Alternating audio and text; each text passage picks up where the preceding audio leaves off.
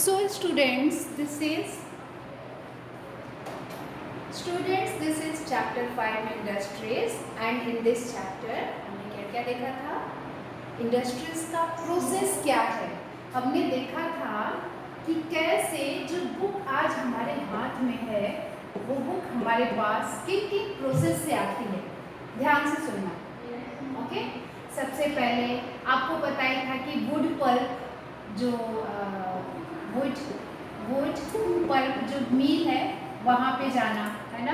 Wood pulp के बाद बहुत सारे प्रोसेस, फिर वुड पल्प को केमिकल के साथ मिक्स करना, फिर उसके बाद फाइनली उसको प्रेस तक लेके जाना, प्रिंटिंग प्रेस तक लेके जाना, ठीक है। और प्रिंटिंग प्रेस के बाद फाइनली वो मार्केट में जाती है और मार्केट के बाद कंज्यूमर्स के हाथ में बुक आ जाती है। तो ये जो प्रोसेस है इंडस्ट्रीज के थ्रू ये सब काम हो रहा है। आपको पता ही है कि इंडस्ट्रीज का मतलब क्या है, जहाँ पे मैन्युफैक्चरिंग एक्टिविटीज होती है। क्लियर? तो इंडस्ट्रीज क्या है, उसका प्रोसेस क्या है कि कैसे ये काम होता है। कोई भी सामान हमारे हाथ में आता है तो वो किन किन प्रोसेस से होके गुजर रहा है, ठीक है। उसका मैन्युफैक्चरिंग जो तरीका है वो क्या क्या है ये हमने देखा था, ठीक है।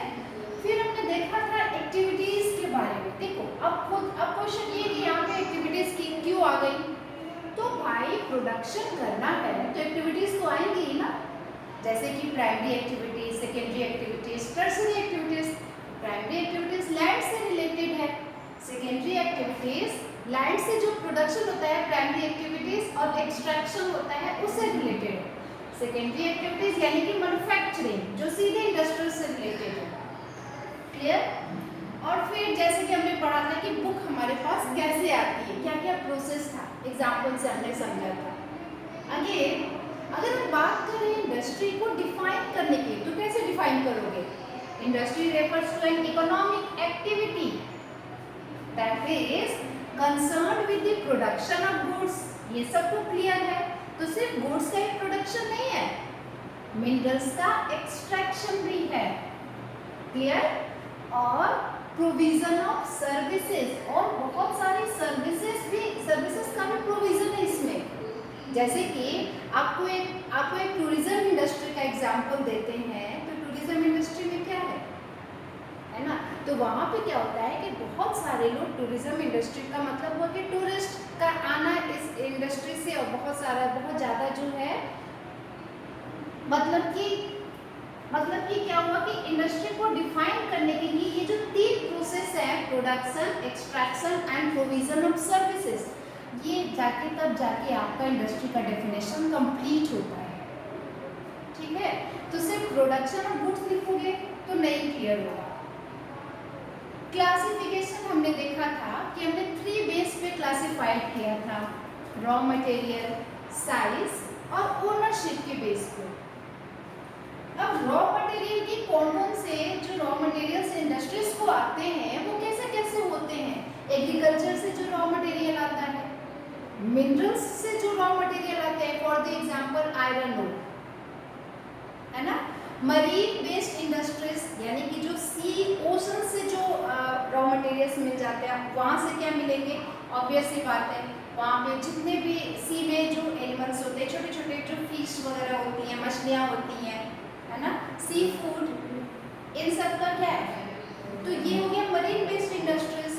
और नेक्स्ट है फॉरेस्ट से बहुत सारी चीज़ें मिल जाती हैं, वही तो आगे प्रोसेस होता है इंडस्ट्रीज में, और फिर उससे सामान बनते हैं जैसे पेपर, फार्मास्यूटिकल्स, फर्नीचर्स। ये सारी चीज़ें कहाँ से मिल रही हैं, फॉरेस्ट से रॉ मटेरियल मिल रहा है। तो ये हो गया रॉ मटेरियल के बेस पे 4 डिवीज़न। साइज की बात करें तो large scale, small scale, size का हो गया। क्लियर? अब देखो कि साइज स्मॉल और लार्ज किस के बेस पे, इंडिया में जितनी भी इंडस्ट्रीज हैं उसका डिवीजन हो गया कि ये बड़ी इंडस्ट्री है लार्ज स्केल वाली, ये स्मॉल स्केल वाली है। तो स्मॉल स्केल का क्या था डेफिनेशन कि कॉटेज मतलब हाउस होल्ड इंडस्ट्रीज, जो हम अपने घर में ही प्रोडक्शन कर लेते हैं, कुछ लोगों को, घर के मेंबर्स को मिला के, ठीक है। और क्या होता है जिसमें मशीन नहीं लगाते हैं, ठीक है। ये तो बहुत छोटे लेवल आते हैं, जैसे बास्केट बनाना, बास्केट वीविंग, पॉटरी, दूसरे जो हैंडीक्राफ्ट्स एक्टिविटीज हैं। स्मॉल स्केल इंडस्ट्री में कैपिटल यानी पूंजी, पूंजी समझते हो ना, मनी, इसका यूज बहुत कम होता है, टेक्नोलॉजी का यूज कम होगा, तभी तो स्मॉल स्केल है। ठीक है, technology, not industries, it's technology. Okay class, अब इसके एकदम अपोजिट आ जाएगा लार्ज स्केल इंडस्ट्रीज। अब ये देखो, आपको इतना जरूर पता होना चाहिए कि स्मॉल स्केल इंडस्ट्री में अगर मैं आपको कह दूं कि क्लास आप मुझे डिवीजन करो, मैं कुछ इंडस्ट्रीज के नेम दे दूं और कहूँगी कि आप डिवीजन करके बताओ ये कौन सी इंडस्ट्री है, तो आप डिवीजन कर लेंगे। ठीक है, आपको थोड़ा सा एग्जाम्पल अपने देख लेना कि और कौन कौन से इंडिया में आपके आसपास कोई ऐसी इंडस्ट्रीज है तो वो किस इंडस्ट्रीज में आएगी, इस तरह के एग्जाम्पल्स आप देख सकते हो। ठीक है, एग्जाम्पल्स जरूर ध्यान रखा करो। Come to the ownership. Ownership यानी कि क्या, प्राइवेट, प्राइवेट हो गया, दूसरा है प्राइवेट के बाद public sector industries, public sector industries.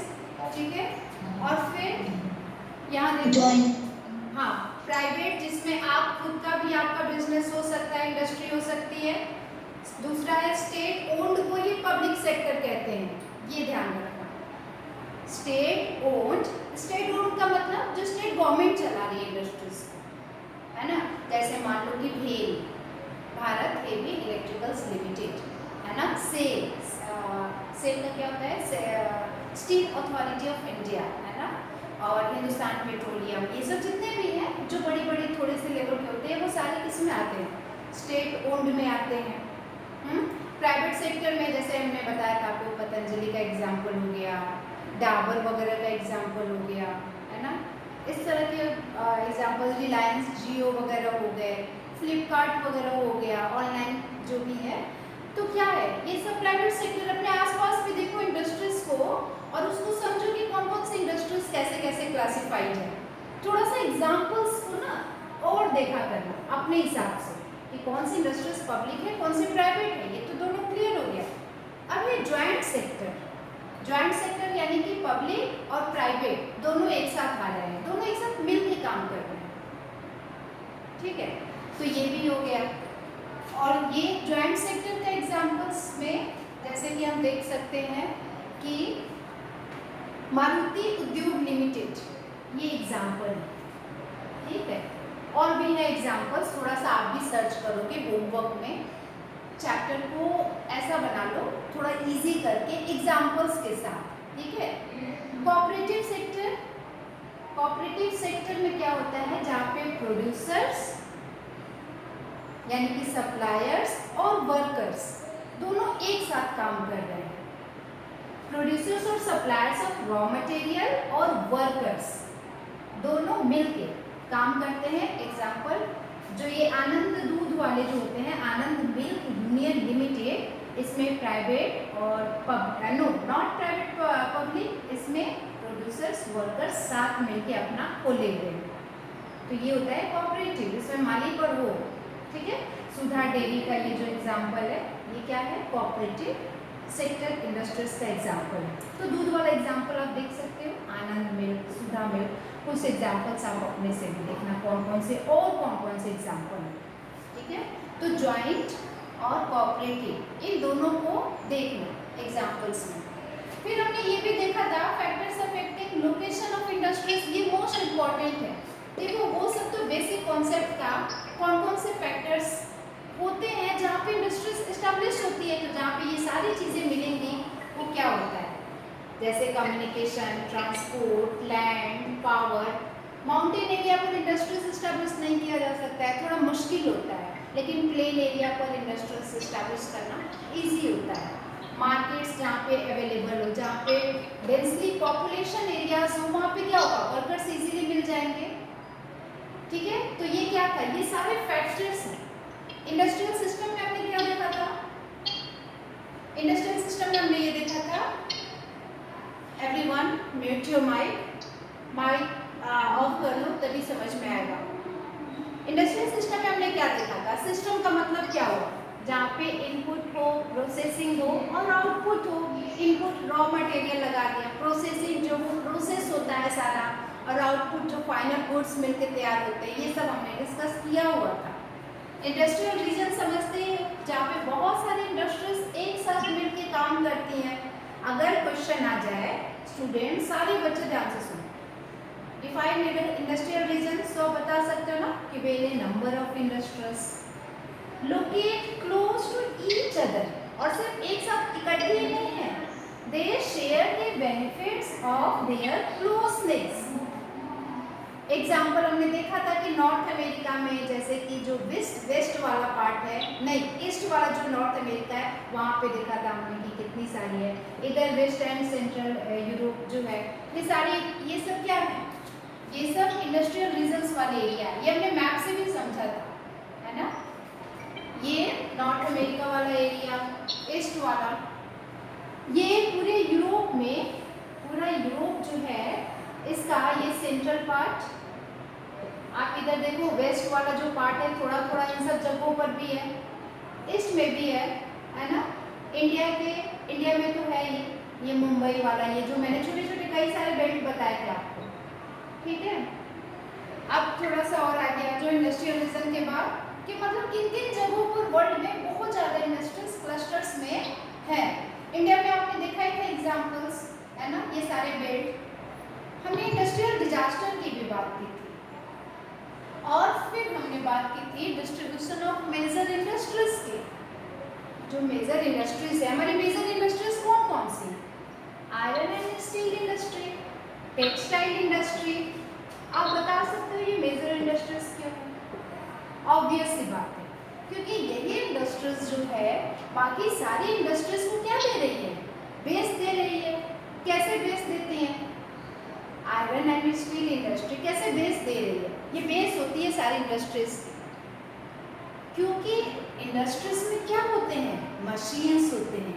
Machines किससे बने होते हैं? आयरन से, स्टील से, है ना।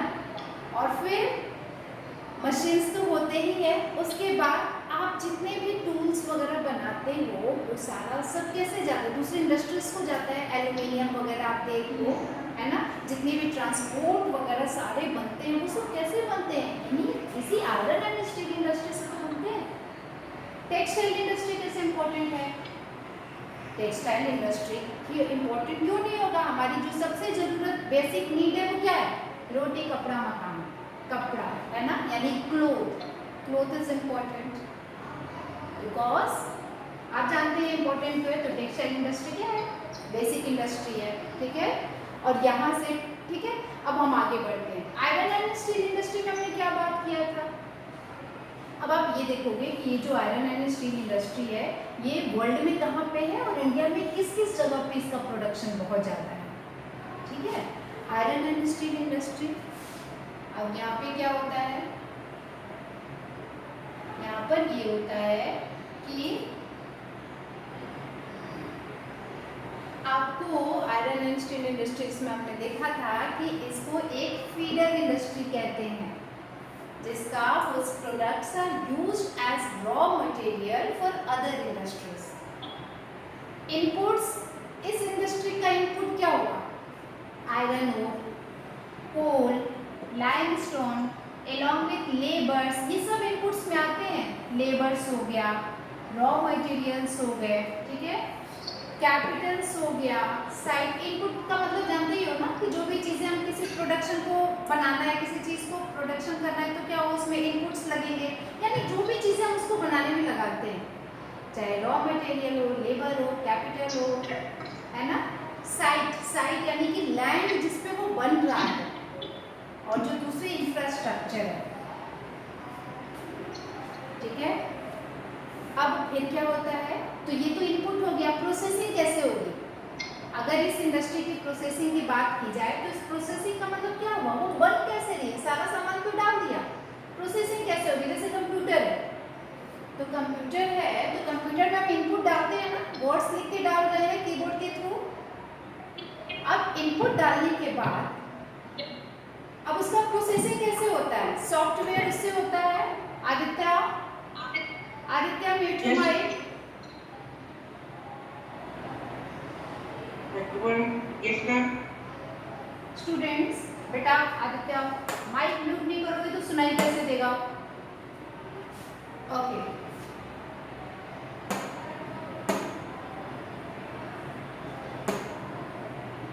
ठीक है।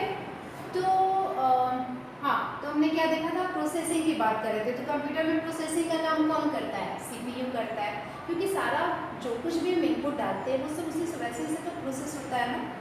तो ये हो गया। अब यहाँ पे इस इंडस्ट्रीज में स्मेल्टिंग है और फिर उसको रिफाइन करने का काम है ना। तो ये क्या है, और फाइनली जो बन के निकलता है output, obtained is steel. Steel के फॉर्म में इस इंडस्ट्री का आउटपुट निकलता है। तो ये हो गया हमारा iron and steel industry. Input output processing. अब ये देख लो स्मेल्टिंग क्या है, ठीक है। अब जैसे मान लो कि यहाँ पर 1 टन ऑफ कोल है, इतना कोयला है और 4 टन ऑफ आयरन ओर है ना। एक तरफ कोल है, एक तरफ आयरन ओर है, इधर लाइमस्टोन है, ये लाइमस्टोन है, और फिर जो प्रोडक्ट बन के निकल रहा है वो है स्टील, ये स्टील।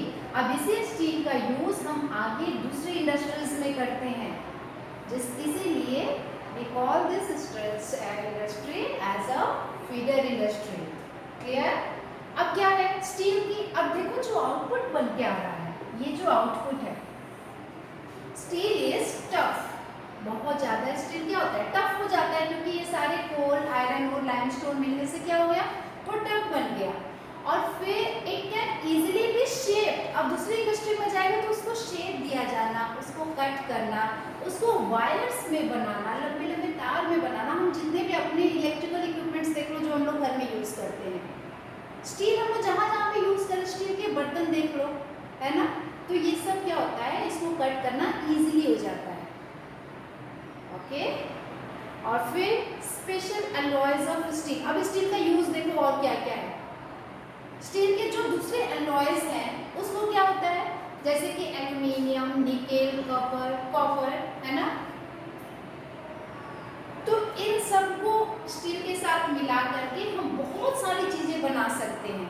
तो हुआ ना एक फीडर इंडस्ट्री, और उससे क्या होगा, इससे हार्डनेस बढ़ जाती है, टफनेस बढ़ जाती है, रस्टिंग नहीं होती, उसमें जंग नहीं लगता है।